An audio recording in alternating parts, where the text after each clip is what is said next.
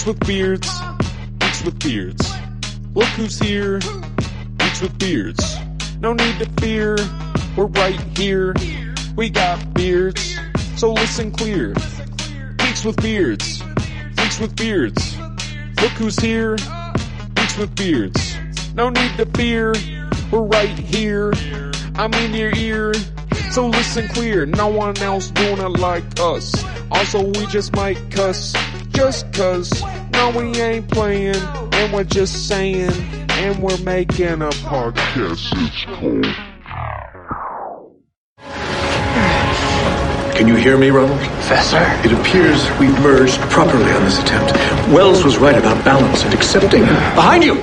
Welcome, everybody, to another episode of the Geeks with Beards podcast. I am Dan with my co-host Sean, and today we will be covering 1978 Firestorm, issue number 3 from volume 1.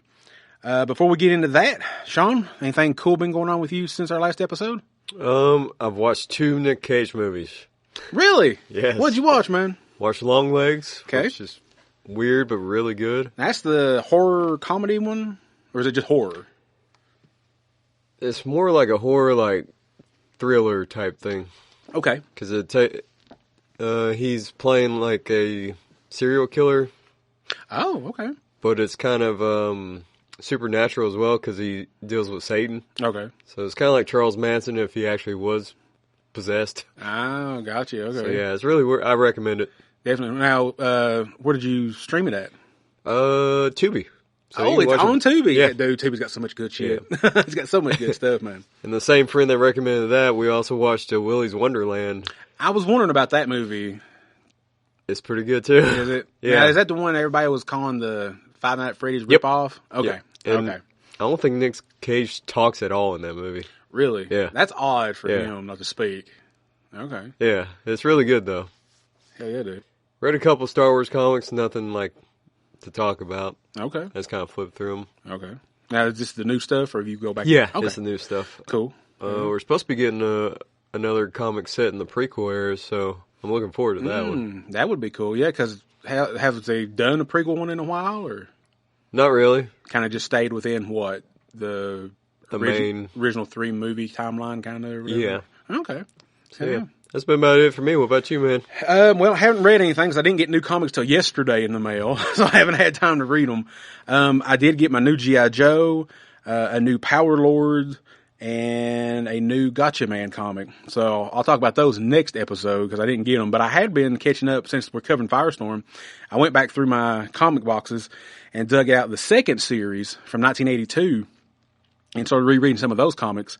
I had to reorder issue 23, the first appearance of Felicity Smoke, because the first one I got, the cover come off of it, just with age, just old age, the staples had rusted through the paper and everything. So I got a new, really nice copy off of eBay for like $5. That's So, good. yeah, so I've got 2 copies now.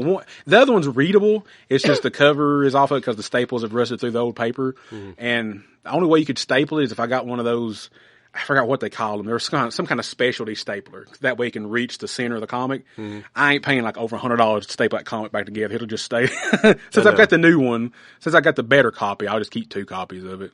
Yeah, and I will say real quick on that one, I was a little disappointed. For her first appearance, she ain't really in there. And she's not the Felicity Smoke that we know from the Arrow show. That one is based on her new 52 incarnation. This one, real quick, I'll give a little history on her characters real fast, since we're not going to cover it, because I just didn't think it was that good, honestly. She basically is kind of a boss of I think it's like a tech company or something like that. And her appearance in the comic is Firestorm is saving a train from running off of a bridge.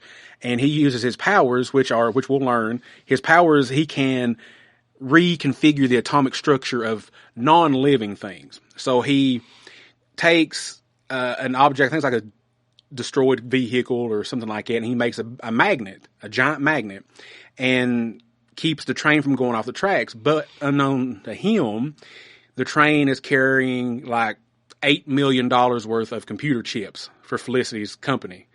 And he wipes them, he destroys them using the magnet. So she basically says, oh, hey, you owe me $8 million.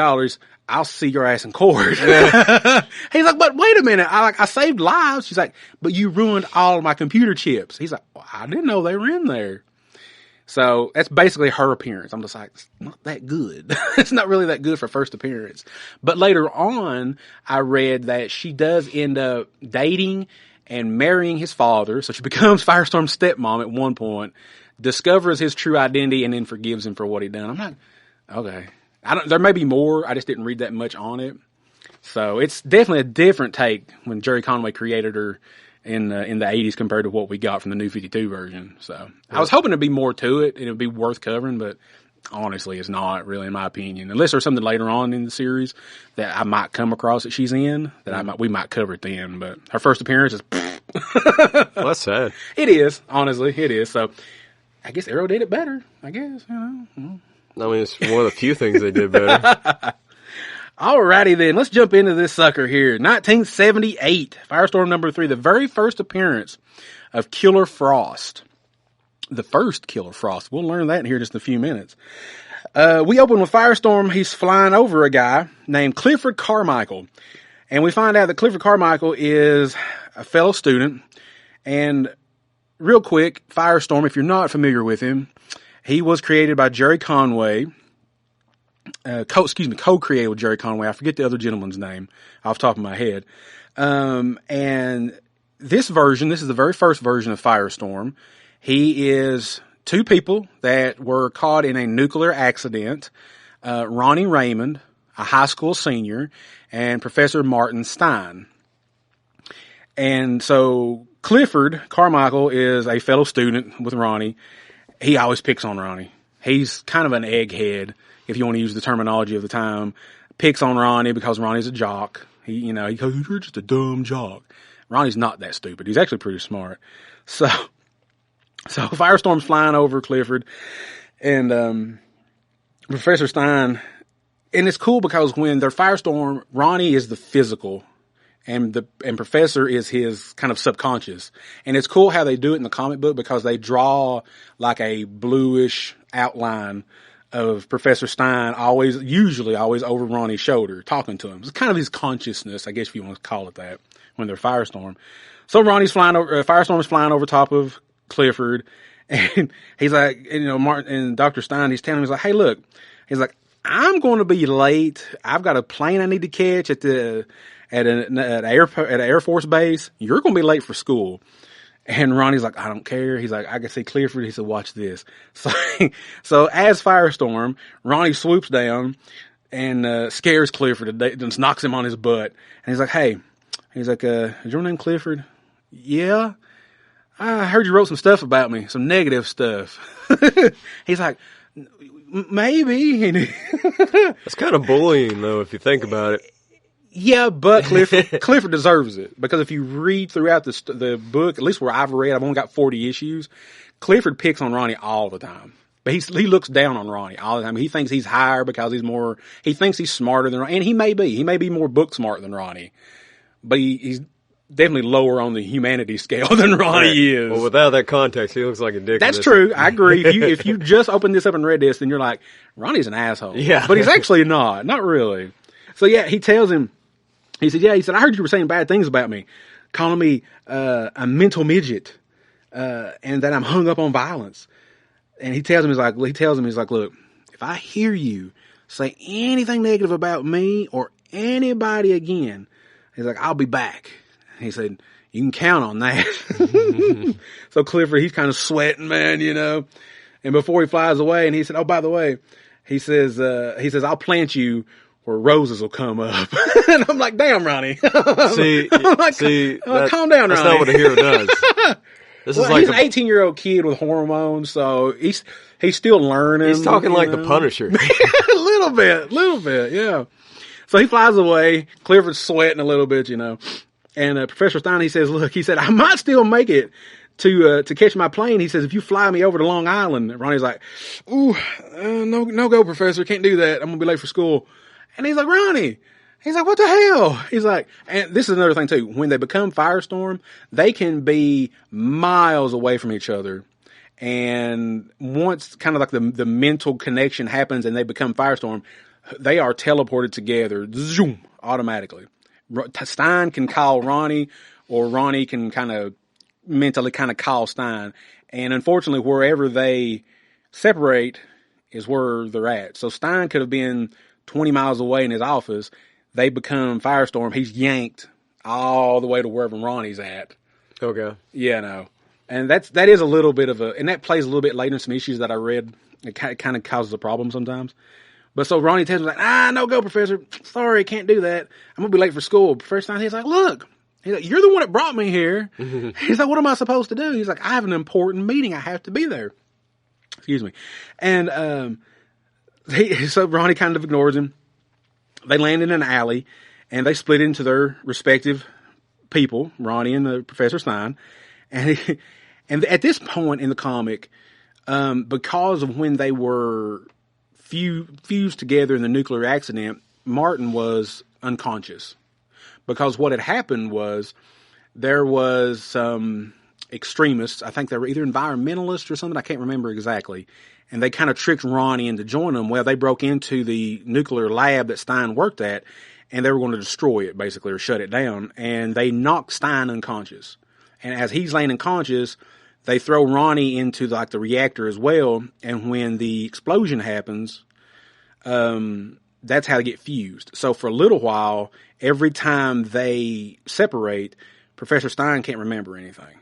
Okay. He's got amnesia. He doesn't know how he got there, why he's where he's at.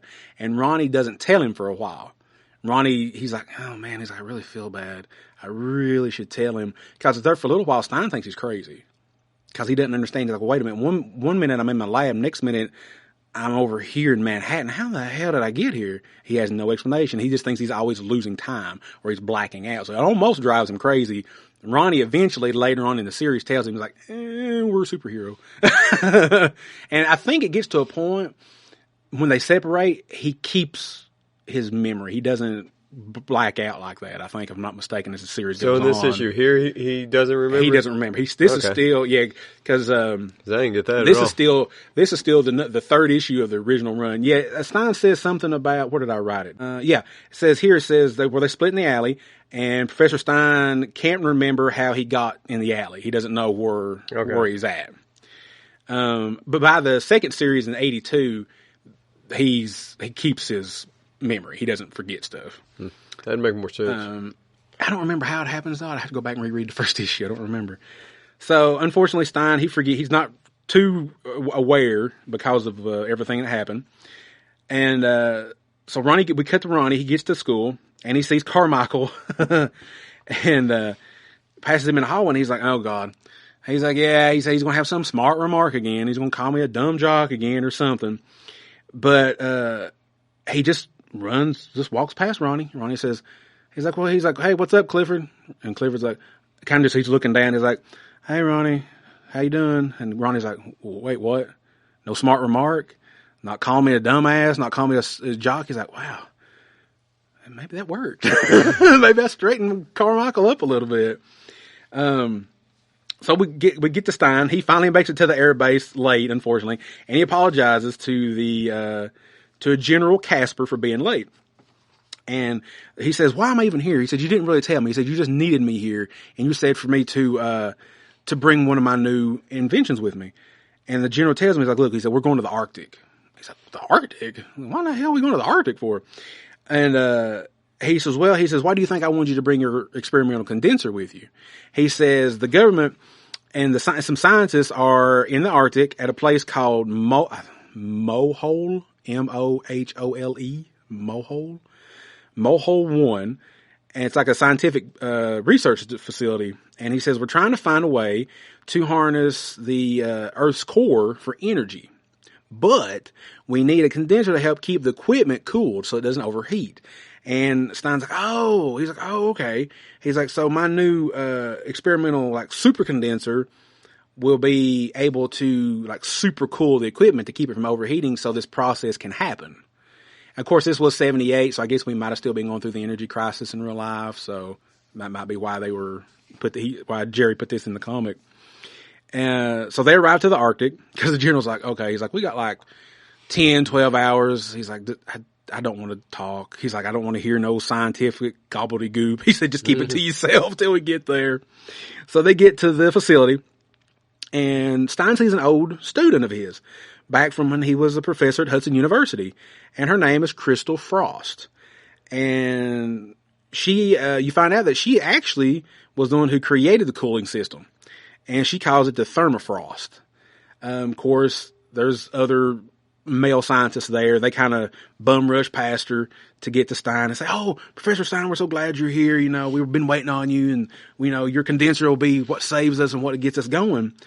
And she gives kind of that the hell with you side eye to these other scientists, because they're trying to take credit for her invention, everything she's done. They're trying to take credit for it.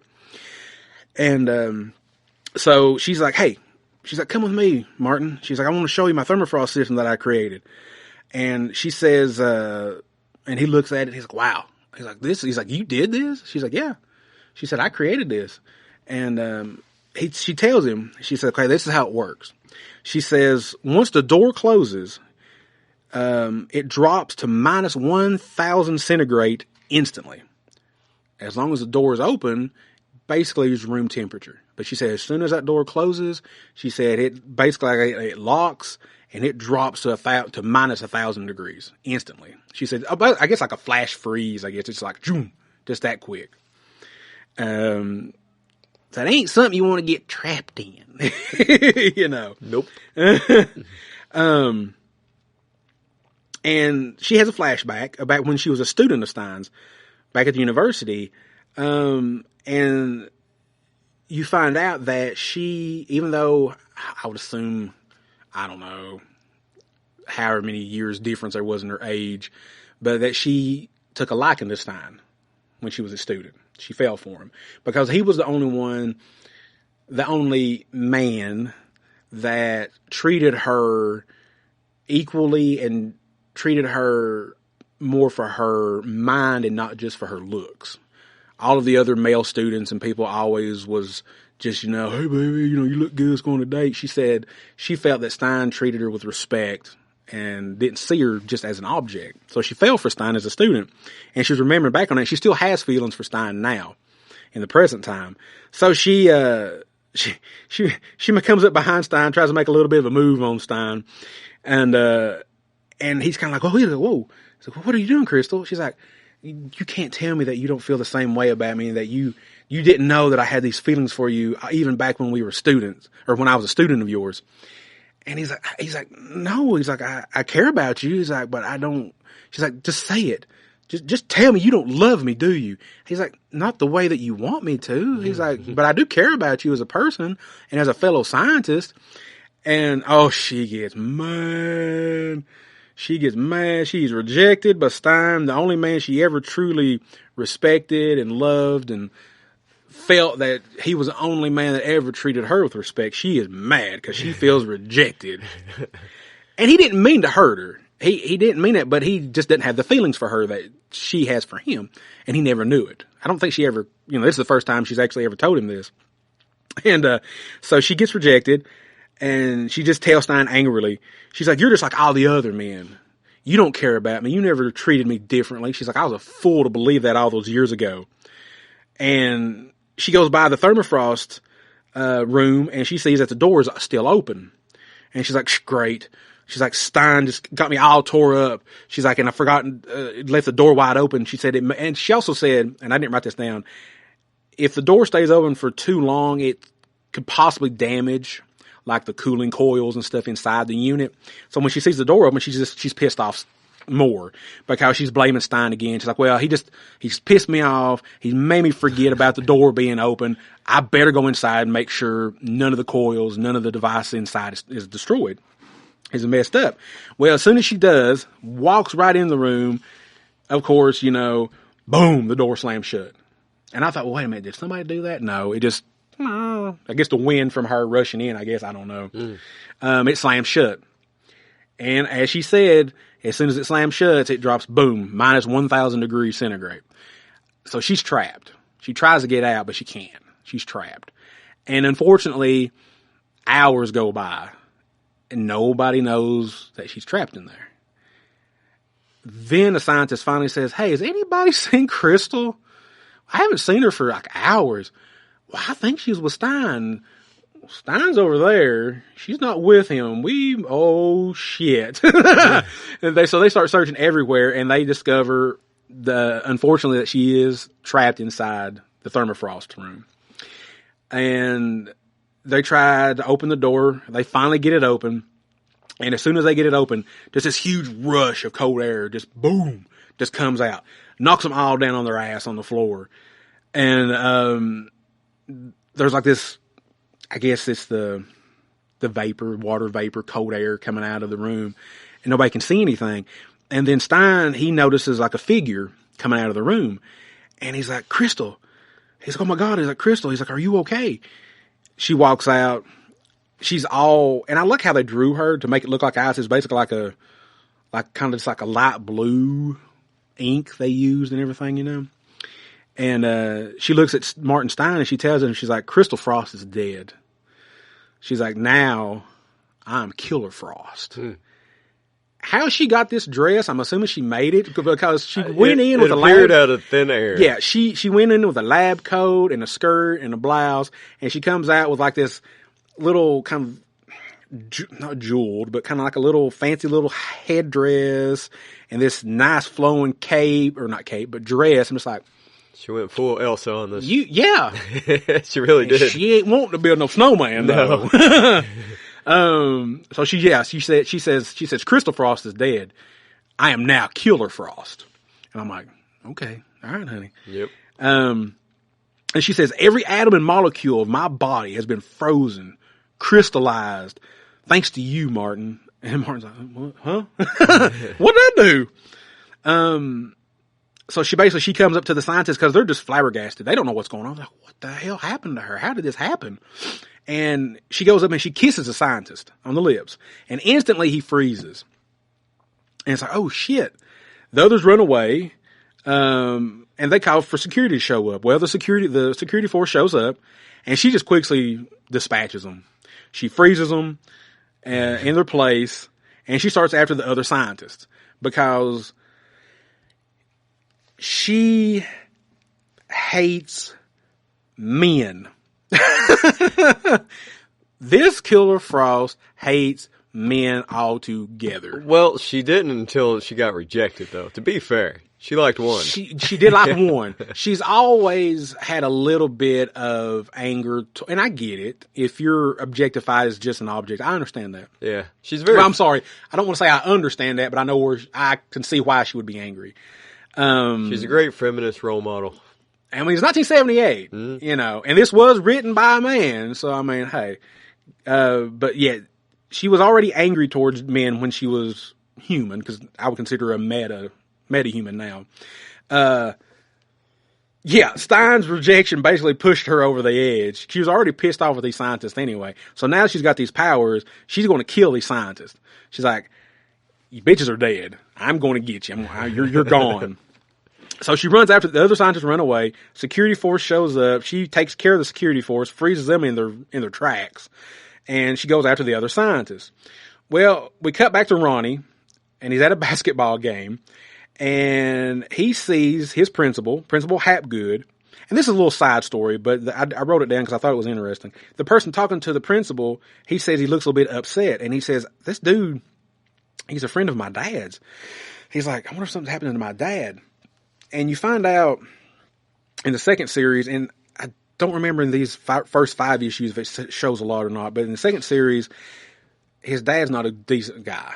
There's a lot of history with his dad and Ronnie. It's pretty good actually if you actually read the books, but he's kind of an asshole dad to Ronnie for a little while, kind of smacks him around a little bit every once in a while, you know. But Ronnie still cares about his own parent that he has. So I thought that was interesting because that kind of ties into the later series. So Ronnie's distracted. And we cut back to, oh no, excuse me, I'm sorry. He's a little bit distracted, and then all of a sudden you see the drawing of like an atom start coming around him. And when that drawing comes, that means Firestorm's getting ready to be formed. And what happens is Killer Frost is getting ready to get Stein. She's made her way to Stein, and she's getting ready to kiss him. And if she kisses him, she's going to kill him. So I think it's like a mental kind of thing. He doesn't really talk to Ronnie, but it's like a connection. It pulls them together. So he has that connection. He calls for that connection, pulls Ronnie basically from the ball game, to the facility all the way in the Arctic. And as soon as they form Firestorm, Frost kisses Firestorm. And well, he's like, why am I kissing this chick? Yeah, why am I kissing this chick? But before that happens, I skipped this part, unfortunately. Before that happens, he starts to feel cold. Right before he's zooped away, he starts to feel cold. So they have that connection to where if something physically is happening to one part, the other part can feel it too. He's like, what the hell am I cold? Shit. And he's gone. Boom. So as soon as Firestorm is formed, she kisses him. And he starts to freeze up. Well, Martin tells Ronnie, he's like, use your powers. And he says, we can melt this ice. He does. And they melt the ice that's around him and they go after Frost. You find out that their powers cannot work against Killer Frost because Firestorm's powers at this time, I don't know about later, like New 52 version. At this time, this version of Firestorm, his nuclear powers do not work against living matter. It will bounce right back at him. It only affects non-living stuff that he can reconstruct the atomic structure. Living things it will not affect. He finds that out because he tries to blast Killer Frost and it doesn't work. So Ronnie asks, he said, who is she? He's like, who is this woman? He's like, why is she trying to kill you? Why is she made of ice? And what the hell? And Stein tells him, he's like, well, he said, unfortunately, he said, she's a sad woman who succumbed to social pressure. And Ronnie's like, I still didn't answer my question, who she is, but okay. So they both discover that she, even though she's an ice being, I guess, she actually needs heat to survive. Heat gives her power, gives her strength. So when she kisses a man, I think he maybe even touches a man, she draws out the heat from the body. That's what kills them. She freezes them from the inside out. She takes their core heat, their temperature, which is weird, an ice being needing heat to survive, but that's how this one is. Huh. Yeah. So she needs body heat. She can't just like hook up with a heater. I think in the second series, when she comes back, I think she actually goes to like a nuclear reactor or something and absorbs that heat energy too.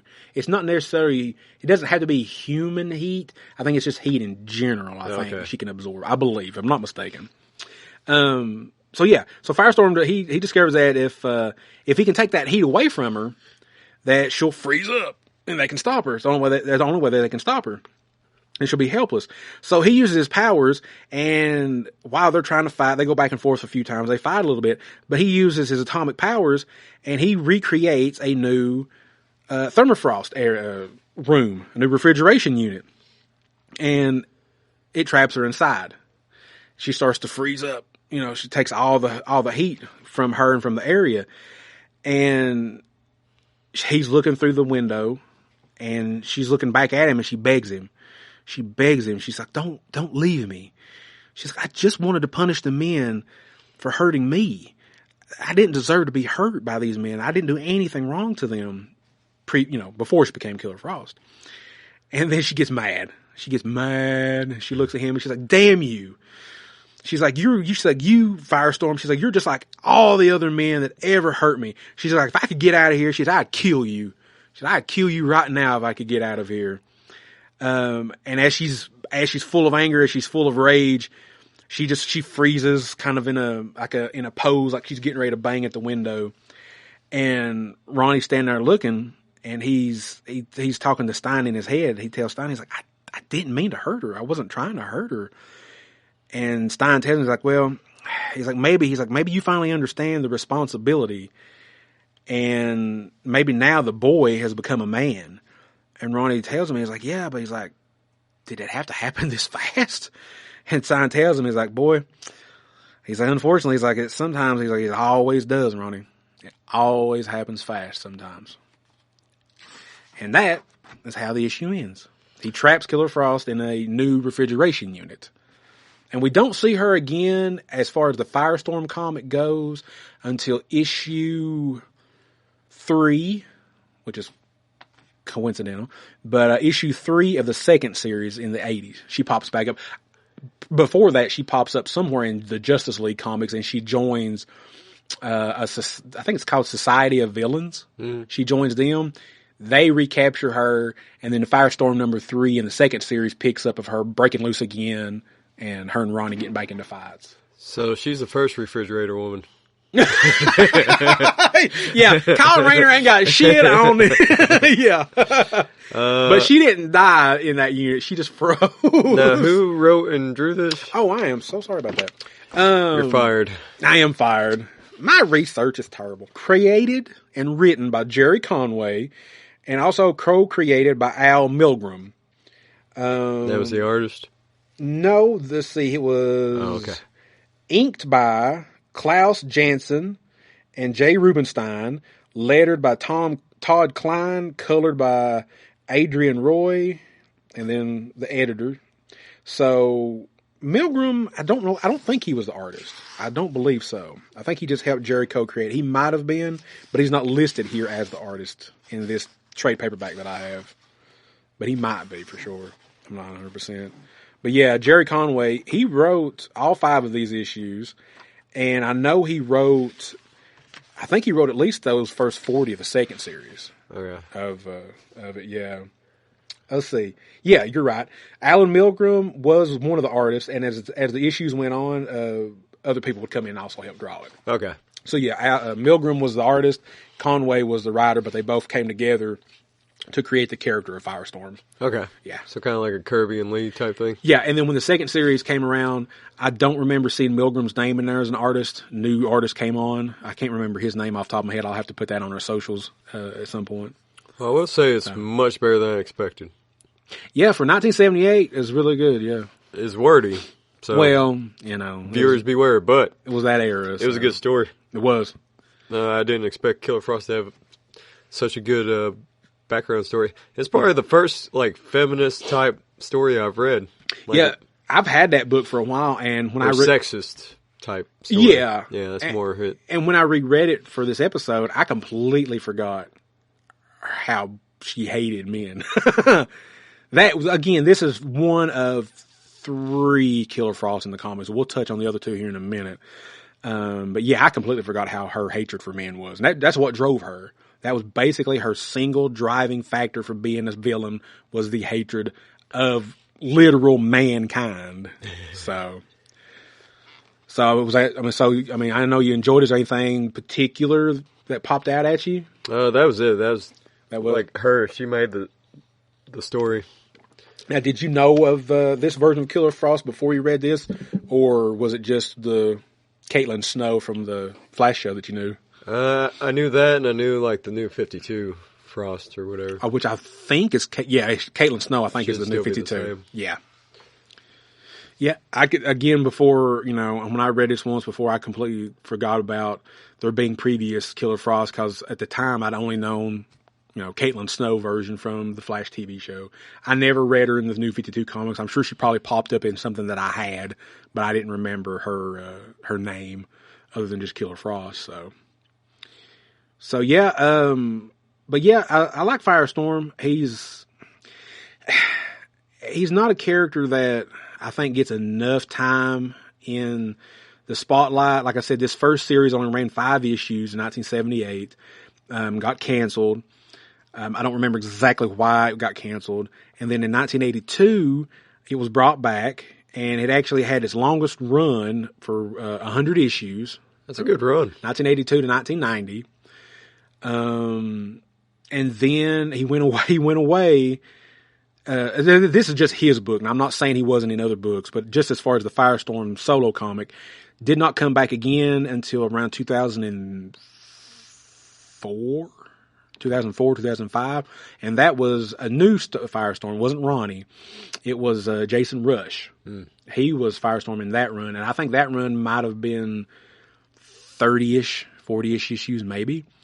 And then they did the New 52 version, which I have a few issues of that, but not the whole run. And it was a short run. I think it was only maybe 20-something issues.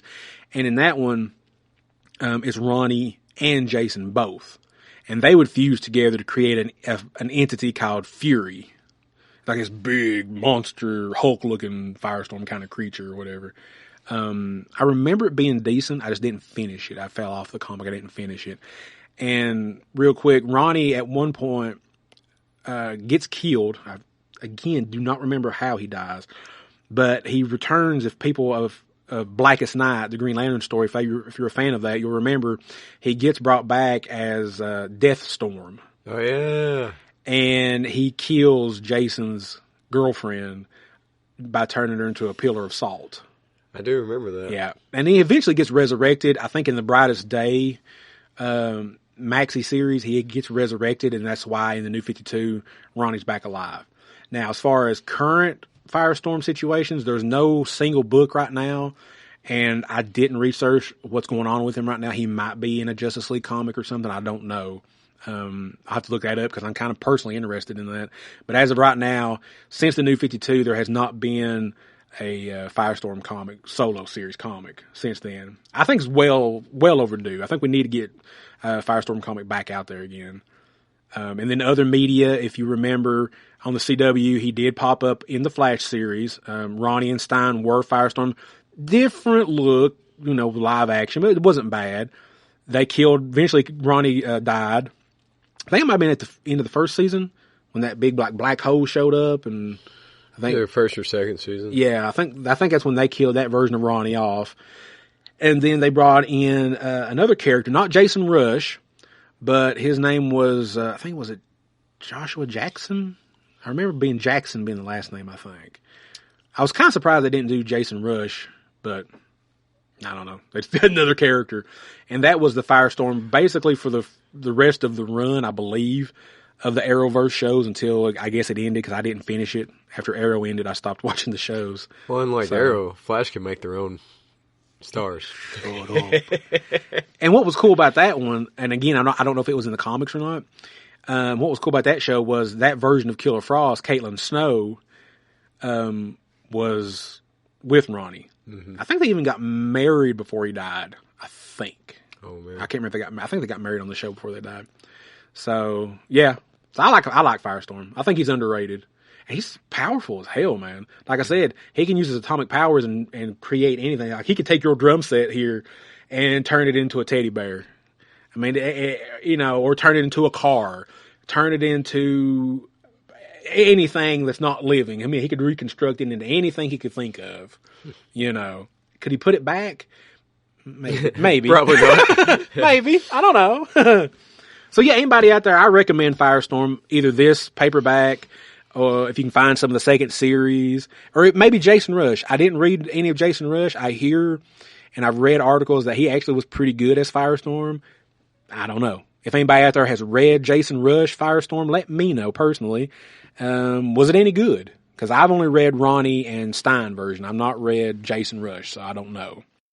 Go, turn! Well, that's not how it works. I can't just snap my fingers and make her appear. It only happens when I'm scared or angry. Oh, good Lord. Caitlin! The city's about to explode. Everyone, everything you know and love. The birds, the trees, the fish, the puppies. Puppies are going down because you didn't want to show up for work! Thanks. All right, so on the Book of Face, I asked everybody what their favorite female character was, because this is women's... Was it International Women's Month? Yes. Or something like that? Yes. Yeah. Which was completely... I didn't know this when I was wanting to cover this story. So, I asked everybody who their favorite female character was. Yes. Let's see. Of course, Autumn wrote in Magic. Mm-hmm. We got Emma Frost. We got Tank Girl, Satana, Scarlet Witch, Catwoman, Wonder Woman, Kitty Pryde, Storm, Supergirl, Hawk Girl. I didn't expect Hawk Girl. Jubilee, Red Sonja. Wow, Red Sonja. Okay, yeah. Lady Deathstrike, Betty and Veronica. Sure. Why not? Hell yeah. Why not? Tank Girl, Lady Death, and Harley Quinn. Okay. I've never seen the Tank Girl movie. I knew it was a comic. I've never read the comics either. We're going to have to cover a Tank Girl comic because that comes up a lot when we do these things. I can't remember who done that one. Was that a British comic? We'll find out. Yeah, I don't remember. Might have been the same people that did Judge Dredd. I don't know. We got an email from Vampiro. Vampiro. Bonjour, bearded buds. Just a few notes related to the Spawn #1 episode.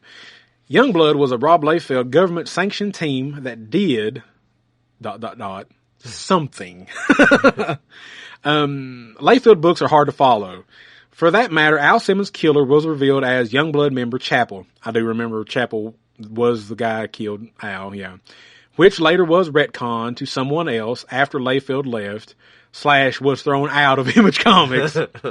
Honorable mention for longest creator-owned comic actually written and drawn by its own creator goes to Eric Larson at 270 plus issues of Savage Dragon. Cool, okay, I did not know that. And for being the superior Spider-Man artist, come fight me, Vampiro. Appreciate that email, man. Yeah, I think it was, I don't know how long they did the Chapel. I know he was in the animated series as the guy who killed Al. And then, in the comics originally. And then I remember in the live-action film, they replaced him with Jessica Priest. She was the one who kind of co-murdered Al with Wynn in the movie. And they might have put her in the comics. That's probably what he's referencing. Okay. And she might be the current She-Spawn. I don't know.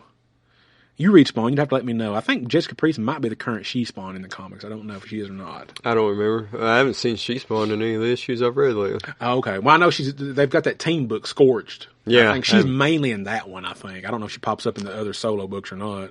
I haven't picked that one up yet. Anthony posted it on YouTube. He said, "Hey guys, thanks for the mention on this one. Great to interact with you guys. Firestorm and Deadpool toy review coming up. Hell yeah." Which, by the way, we do toy reviews. We do. On our YouTube channel. We do, yes sir. Real quick, I've mentioned it a couple of times, little history on Killer Frost. And this comes from DC Database. The Legacy supervillain. Usually an enemy or Firestorm, yes. Originally was Crystal Frost, which is the version we read.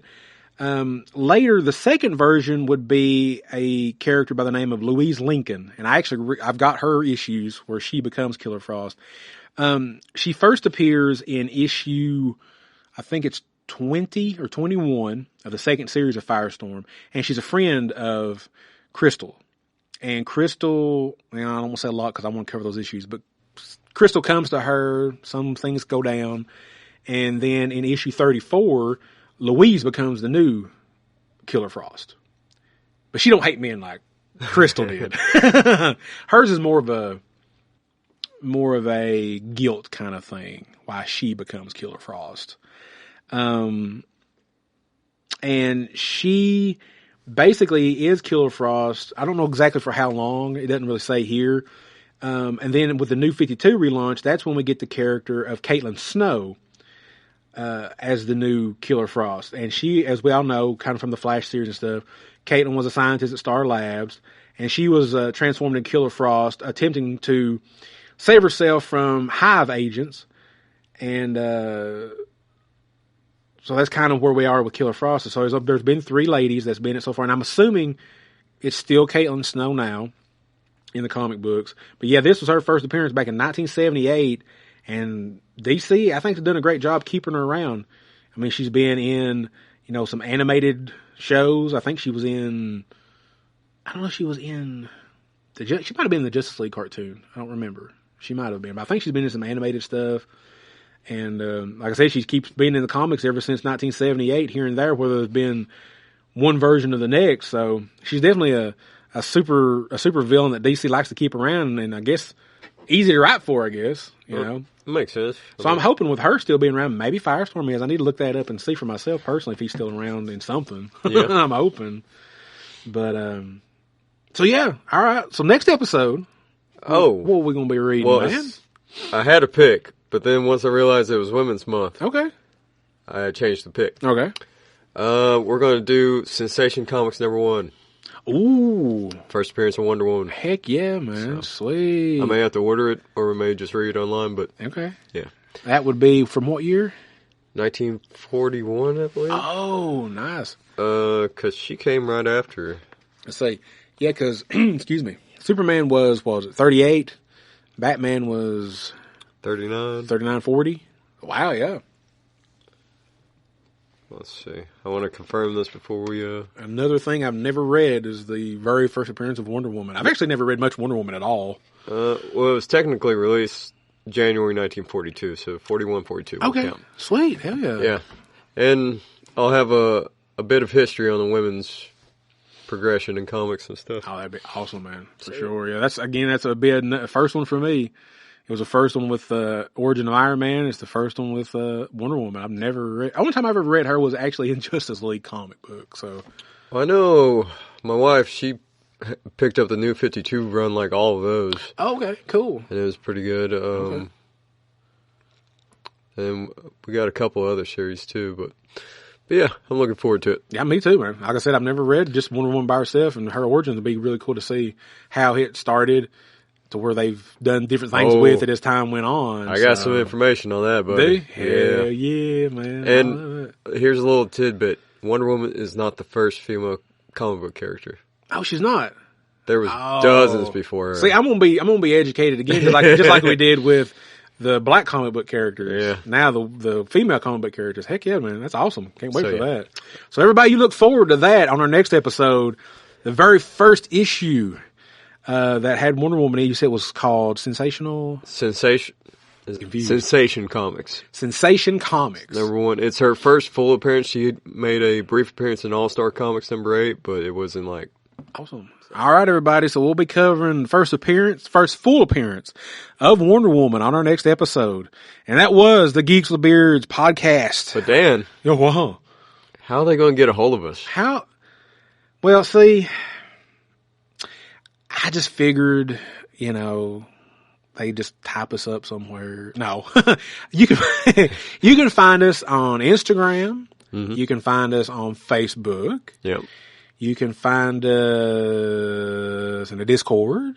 Yeah. And we also have an email. We have an email. It's called geekswithbeardspod@gmail.com. And you can write in just like Vampiro did. Yes. Type in a bunch of characters. Mm-hmm. Fill out a fake name. Send it on in. Ask a bunch of cool or dumb questions. We don't care. We're not going to verify stuff, And also...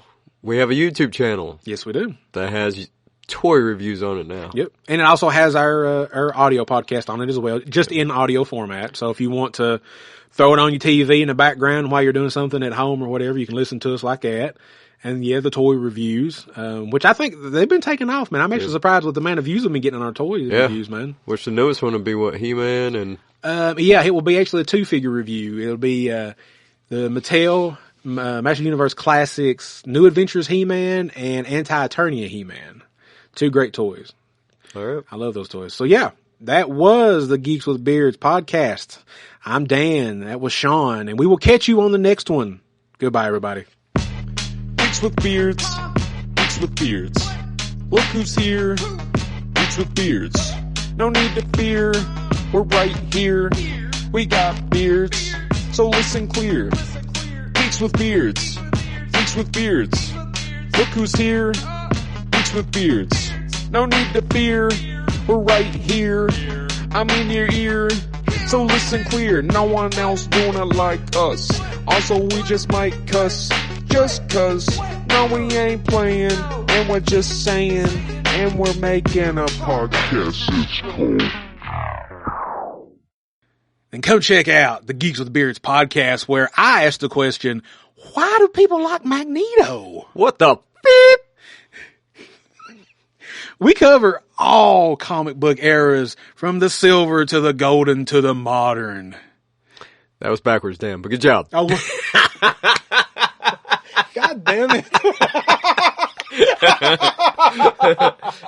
It goes gold. It goes silver. It goes...